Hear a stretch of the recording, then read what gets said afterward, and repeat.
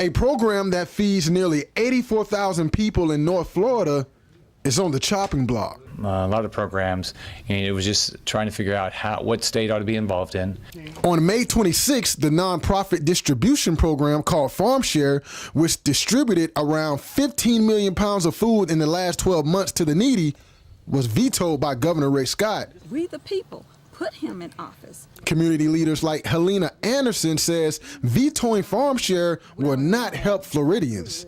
We the people of Florida love him, and we're asking him to love us back and give us what we need, because there are other areas that maybe he can veto. As Governor Rick Scott plans to cut $750,000 from Farm Share, recipients say the governor is making them choose between buying medicine or buying food. Community leaders say cutting this program will increase sickness among the elderly and disabled. You will have more sickness, more illnesses. Elderly recipients of Farm Share like Louetta Thompson, who is on a fixed income, says the program is a necessity. With the disabled and with the elderly, there are nutritional needs. Recipients say they are praying the governor doesn't take away food out the mouth of the poor. We are continually lifting up the governor in prayer. In Tallahassee, Spencer Henderson reporting. And with the record-setting temperature of 105 on June 15, the wildfires creating a lot of concerns inside the Capitol. Since last year, Florida's minimum wage hasn't changed from $7.25, even though gas prices and the cost of living has.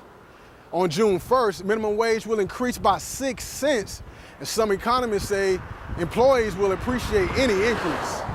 And with 500 fewer jobs in the Department of Children and Families, now the question becomes, how do these cuts impact the state's most vulnerable? You were here, first of all, because you got to be here to get anything done. But from day one, you really sort of carried yourself with a professional air. And what really impressed me, Spencer, is you dressed the part. You came to work, you looked like a reporter, you acted like a reporter, and you sort of have a natural curiosity, which is really something you can't teach. It's important to have if you want to be a reporter, you want to be a journalist, you have an interest in things, the way they work, and you're not afraid to ask those questions. So with that base, bringing that to work every day, I think really helped you develop as a journalist and let us sort of see what qualities you possess that could make you successful in the field. I would say you passed. And I would say what you have going for you, Spencer, is a willingness to work, a willingness to fail, a willingness to take criticisms and improve yourself, and a want to better yourself. And if you have that and you're willing to show up every day and you're willing to work hard, you can make it in any business. A lot of people will come in and just sit around and wait for the day to end. You've always taken initiative to go do a story, edit, see what else you can do. So I appreciate the fact that you tried editing. A lot of people don't even think, one, that it's relevant, or two, don't care to learn, but you've even been editing your own stories. In all the interns we've had here, there have probably been 2 or 3 that have helped us find somebody to interview on a story we were struggling to find, and you helped us out on that front. We talked to a lady on one of these stories from your church, and we hadn't found somebody that this program affected, so I really appreciated that. Mike Vasilina Productions.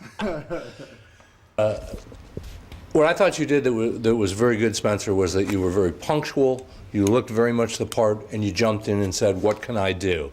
And I think that's what's important. I think that's how people do well in internships, is by not just hanging around and waiting to be told, but saying, what can I do? No, you're a great guy, Spencer. We're glad to have had you. We appreciate you being here. We're sorry to see you go. I'm surprised that it's up so quick. It must be just the first term of the summer semester. But we're glad to have had you here, and I wish you could have been here all 5 days instead of just 2 days a week. You would have learned more, and we could have utilized you more.